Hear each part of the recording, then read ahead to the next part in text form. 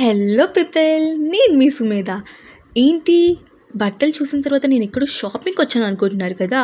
లేదండి, నేనైతే షాపింగ్కి రాలేదు. జస్ట్ మా అపార్ట్మెంట్లో స్టాల్స్ పెడితే జస్ట్ విండో షాపింగ్కి వచ్చానంటే. అంటే చూసి పోదాం కొనుక్కోకుండా అని వచ్చాను.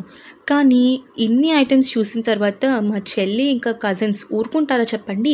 బేసిక్గా అమ్మాయిలంటేనే ఎక్కడికి వచ్చినా సింగిల్ ఐటమ్ అయినా పర్చేస్ చేసుకొని వెళ్ళాల్సిందే. అదే అమ్మాయిల మెంటాలిటీ.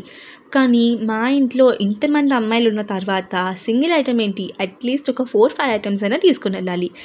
ఇవన్నీ ఏం తీసుకున్నానో నెక్స్ట్ వీడియోలో కంటిన్యూ చేస్తా, కానీ ఈ వీడియోని కంటిన్యూ చేద్దాం. ఇక్కడ ఉన్న ఇయర్ రింగ్స్, బ్రేస్లెట్స్, చైన్, బో క్లిప్స్ అండ్ రబ్బర్ బ్యాండ్స్ ఇంకెక్కడా ఉండనట్టు ఏమీ లేదు. కానీ మన దగ్గరికి వచ్చి ఇక్కడ పెట్టుకొని అమ్మడం కొంచెం గ్రేట్ అనే చెప్పచ్చు. ఇక్కడున్న కీ చైన్స్ అయితే లేని డిజైన్స్ అంటూ లేవు. ఏవి లైట్ బ్రాస్లెట్, కిచెన్స్, ఇంకా ఈ కొంచెం స్క్విషీ టాయ్స్, ఇంకా కీ చైన్స్ చాలా బాగున్నాయి. కానీ ఎందుకో తీసుకోవాలనిపించలేదు. And continuing with rubber bands. ఇక్కడ హెయిర్ క్లిప్స్ అయితే చిన్న హెయిర్ నుంచి పెద్ద హెయిర్ వరకు ఏ హెయిర్కైనా ఈజీగా క్లిప్స్ దొరికేస్తాయి.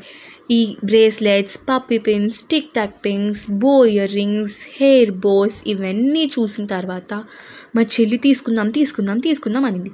మళ్ళీ నేను ఏమనకుండానే మళ్ళీ ఎందుకో వద్దనింది. సో నాకే మంచిది కదా అని నేను ఇంకేం అడగలేదు.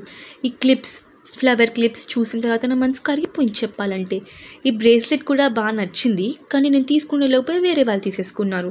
ఎంత కన్విన్స్ చేద్దాం అనుకున్నా కన్విన్స్ అవ్వలేదు. కొన్ని ఇయర్ రింగ్స్ తీసుకున్నాం, అవేంటో నెక్స్ట్ వీడియోలో చెప్తా. కానీ ఈ వీడియోలో ఎన్ని డిజైన్స్ ఉన్నాయో, ఎన్ని నెక్లెస్ ఉన్నాయో, ఎన్ని స్క్రంచీస్ ఉన్నాయో, ఈ స్క్రంచీస్ అయితే లేని కలర్ అంటూ లేదనుకోండి, అన్నీ ఉన్నాయి. ఇంత మాట్లాడిన తర్వాత, ఇంత చూసిన తర్వాత తినకపోతే ఏం బాగుంటుంది? వెంటనే వెనకాల తిరిగి చూస్తే ఫుడ్ స్టాల్స్ కనిపించాయి. మనం ఆగుతామా చెప్పండి? పొటాటో ట్విస్టర్స్ ఆర్డర్ చేశాను. ఇదైతే నేను పొటాటో ట్విస్టర్స్ అనే అంటాను, మీరేమంటారో కింద కామెంట్ చేయండి. ఇదైతే నాకు ప్రాసెస్ హైజీన్ అనిపించిన తర్వాత నేను తీసుకున్నాను అనమాట. దీన్ని ఫస్ట్ ఎయిర్ ఫ్రైయర్లో డీప్ ఫ్రై చేస్తారు.